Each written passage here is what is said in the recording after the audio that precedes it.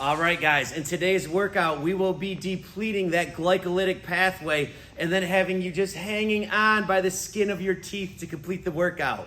It is 5 rounds of 60 double unders coupled with 15 chest to bar pull-ups. I expect this workout to take anywhere between 6 and 10 minutes to be able to complete. And in order to do that, we want to pick a double under option that is not going to take us longer than 1 minute to do. So I've got some scaling options for you that I'm going to present and some technique, but we want to pick a double under option that should take us less than 1 minute to complete those 60 double unders.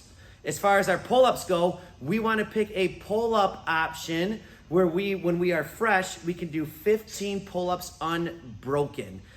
And I'm thinking during the workout, that pull-up option, we should be able to do no more than 2 sets to complete the 15 pull-ups. And maybe in the final rounds, we might go up onto 3 sets to complete those 15 pull-ups, but no more. If we're going over 3, we probably picked the wrong option.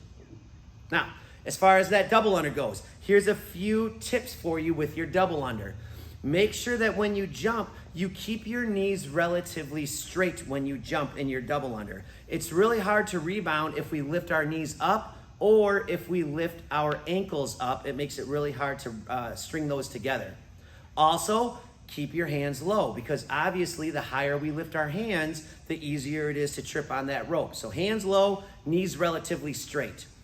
If you can do double unders, knock them out of the park. If you can't, you can always switch this to 60 double unders, or I'm sorry, 60 singles. I wouldn't necessarily double your number and go to 120 singles. Just stick with the 60 singles and it should be just fine. And we can scale this all the way back to just simply doing line jumps, 60 line jumps, lateral, forward and back, maybe even just 60 jumps if we wanted to. The last option I want to give you for those double unders is, let's say you have a double under, but you're just kind of inconsistent with it. Maybe you can get a couple and then you have to mess up and then a couple more. You could just cap yourself at 1 minute. Let's say you ain't going to get to 60 double unders in a minute. Just cap yourself. Just do a minute AMRAP of double under attempts, and that will help you to improve your skill set with that movement. For the pull-up, whether you're doing butterfly pull-ups or kipping pull-ups, if you're doing chest to bar, little tip for you, pes dispenser your chin slightly so you can open up your clavicle and you get a little deeper pull into your pull-up. Of course, you can scale this back to just regular pull-ups. We can scale it back to banded pull-ups. We can scale this back to jumping pull-ups.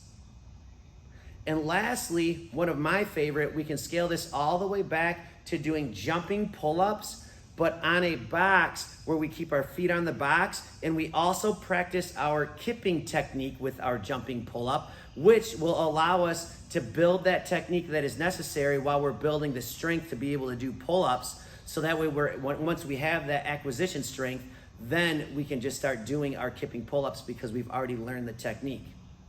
All right, it's gonna be a heck of a workout. Hold on for that 6 to 10 minutes. Have a great day.